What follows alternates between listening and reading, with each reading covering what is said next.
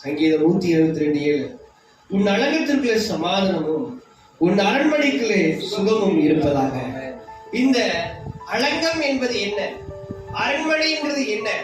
ஒரு உதாரணத்துக்கு சொல்ல போனா, அலங்கம்னா ஒரு வீட்டை சுற்றில் இருக்கிற ஒரு மதில். அரண்மனை வீடு, பங்களா, அதுதான் அரண்மனை. இப்ப இதே போல நம்முடைய சரீரம் அது என்னவா இருக்கு? அலங்கமா இருக்கிறது. அல்லேலூயா. உள்ள அரண்மனை என்பது நம்முடைய இருதயம். இயேசு கிறிஸ்துவான ராஜாதி ராஜா வாசம் செய்கிற இடம் என்பது இருதயம். அதற்குள்ள என்ன இருக்கணும் அப்படின்னா, சமாதான பிரபு இருந்தாரு அப்படின்னா எப்பொழுதுமே சமாதானமா இருக்கும். புரிந்தவங்க ஆமென் சொல்லுங்க. அல்லேலூயா, அல்லேலூயா. இந்த சமாதான பிரபு நமக்குள்ள இருக்காரா? இயேசு கிறிஸ்துவானவர் தன்னுடைய சீசனோடு கூட கடலை போய் கொண்டிருக்கிறார். அலை அடிக்கிறது உண்மை, கடல் கொந்தளிக்கிறது உண்மை, காற்று அடிக்கிறது உண்மை. ஆனால் இயேசு கிறிஸ்துவானவர் பின்னணியிலே தலகாணியை வைத்து என்ன பண்ணியிருக்காரு? எப்படி முடியும்? எப்படி முடியும்? அவர் சமாதான பிரபு. காற்று வந்தாலும் கடல் வந்தாலும் என்னை ஒன்றும் பண்ண முடியாது, என் பிள்ளைகளை ஒன்றும் பண்ண முடியாது அவருக்கு தெரிஞ்சிருக்கு. அதனால அவர் என்ன பண்றாரு? ரெஸ்ட் எடுத்துட்டு இருக்காரு. நம்ம என்ன பண்றோம் அப்படின்னா, இயேசுடைய அலங்கத்துல இருக்காரு, அரண்மனைக்கு. ஆனா என்ன இல்ல, ஏன் இல்ல அப்படின்னா, அவர் இருக்கிறாருங்கிற நினைவு எனக்குள்ள இல்ல. அதனால சமாதானம் எனக்குள்ள.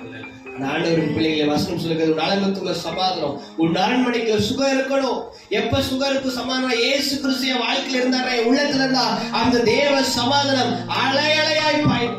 உங்களுக்குள்ள சமாதானம் இல்லையா? உங்களுக்குள்ள இருதயத்துல யாருக்கையாச்சும் சொல்லிருங்க, எனக்கு இப்படி குழப்பமா இருக்கு, எனக்கு பிரச்சனையா இருக்கு. முடிஞ்ச அளவுக்கு ஊழியக்காரன், நான் உங்களுக்கு பிடித்த நண்பர்கிட்ட அல்லது நம்பிக்கைத்தனமான யாரோ ஒருத்தர்கிட்ட உங்களுடைய பிரச்சனை, உங்க சூழ்நிலை நீங்க சொல்லி அவங்கள உங்களுக்காக ஜெபிக்க சொல்லுங்க. அவங்களுடைய விஷயத்தை நீங்க மறக்காம கேட்டுருங்க. ஏன்னா இது ஒரு ட்ரிக்ஸ். அப்பதான் உங்களை பத்தி அவன் சொல்ல மாட்டா, அவனை பத்தி நீங்க சொல்ல மாட்டீங்க. அல்லேலூயா. ஆனா ஒருவருக்காக ஒருவர் ஜெபிங்க. எதுக்காக வசனம் சொல்லுகிறது? வாக்கியமோட விஷயத்தெல்லாம் கேட்கிறேன். அம்மா ஓகேமா, ஓகேமா. இந்த அம்மாக்கு நான் வந்து சொல்யூஷன் கொடுக்க முடியாது, நான் அந்த அம்மாக்கு சரிப்படுத்த முடியாது. அம்மா லட்சுமி அம்மா வந்து ஒரு பிரச்சனை கிட்ட வந்து நிக்கிறாங்கன்னா அந்த பிரச்சனைக்கு நான் சொல்யூஷன் கிடையாது. அல்லேலூயா, அல்லேலூயா.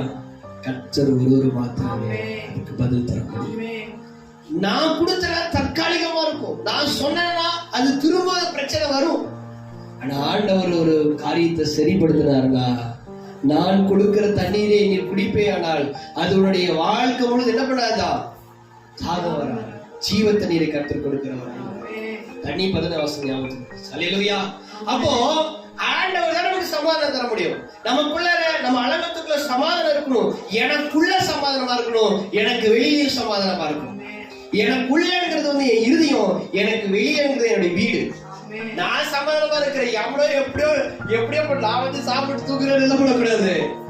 என் பிள்ளைங்க நல்லா இருக்காங்களா, என் மனைவி நல்லா இருக்காளா, அவளுக்கு தேவையானதெல்லாம் கிடைக்குதா, என் பிள்ளை சரியா படிக்கிறானா, அவளுக்கு எல்லாம் வாங்கி கொடுத்துருப்போம். அது சின்ன பென்சில் இருக்காது, அதுக்கு என்ன பண்ண முடியாது.